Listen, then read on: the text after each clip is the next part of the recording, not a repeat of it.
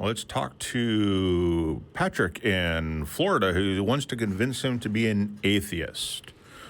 So, since you're not an atheist, I assume that you are a believer? I'm agnostic. I'm neither atheist nor theist. Okay. And? But, I have a problem with the definition of agnostic. I'd like to talk about that for a second, if that's okay. Sure. The definition of agnostic is not correct, first off. They say the first definition is the person that believes nothing is known or can be known of the existence of God.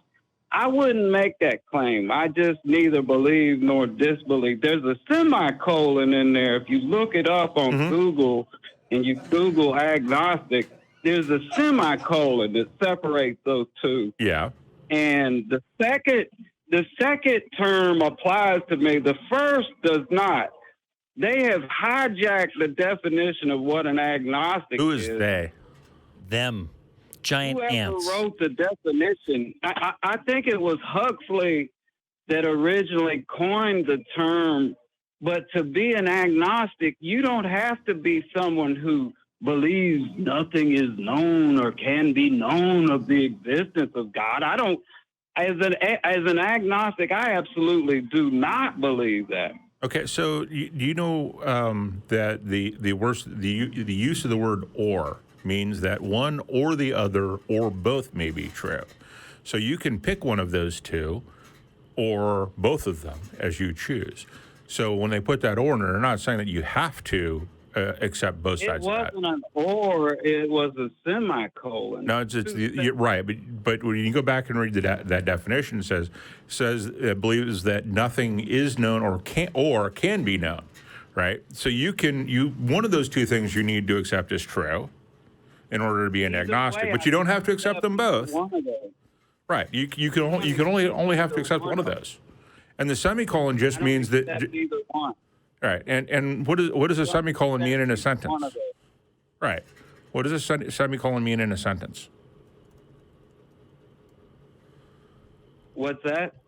What does a semicolon can be replaced?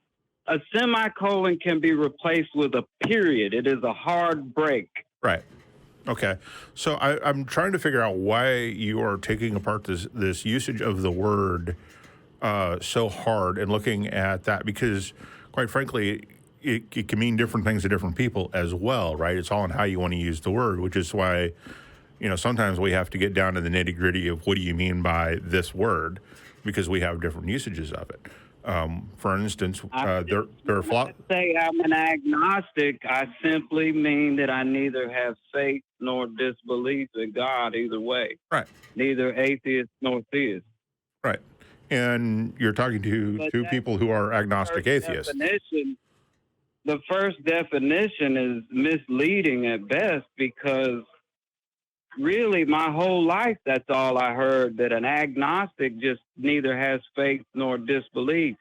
And this new definition where they're like, believes nothing is known or can be known of God.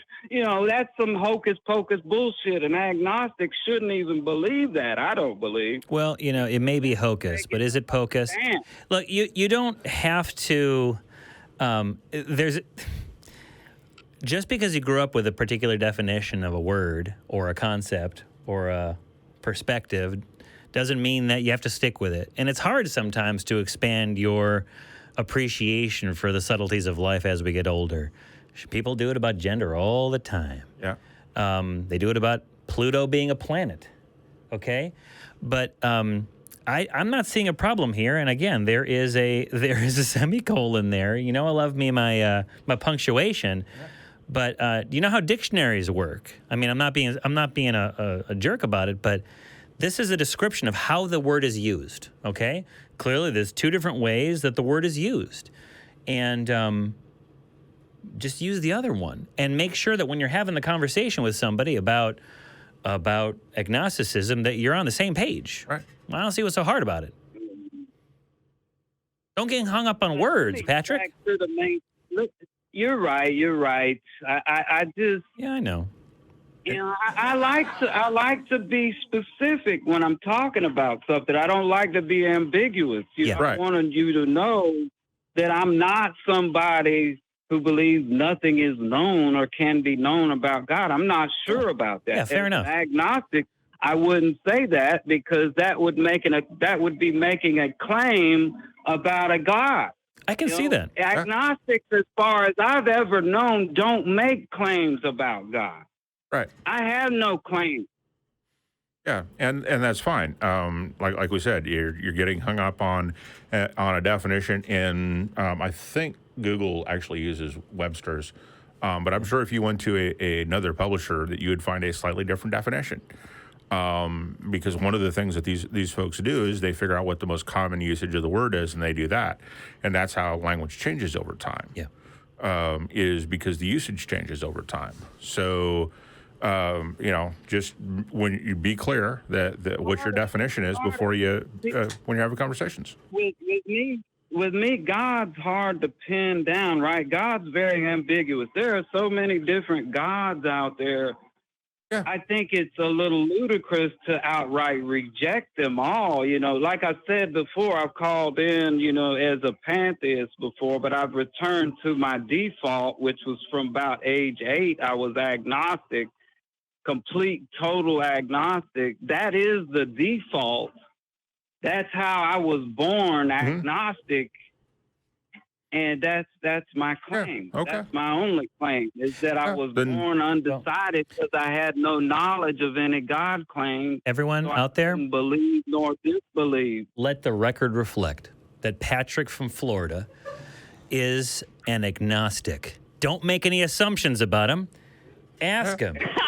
Because otherwise, he's going to correct you. Yeah, that's the best you can do. We do it all. We do it all the time here on Atheism because we get accused of claiming that God doesn't exist, and we got to go. Well, no, we don't make that claim. We just did it. We just did it a couple calls ago. Why be a hard atheist with so much uncertain and unknown? I tell you what, no idea. Call up Aaron Ra. He'll tell you. Universe. Yeah. We don't even know if it's a universe. We don't even know. It could be a multiverse, an omniverse. We don't know.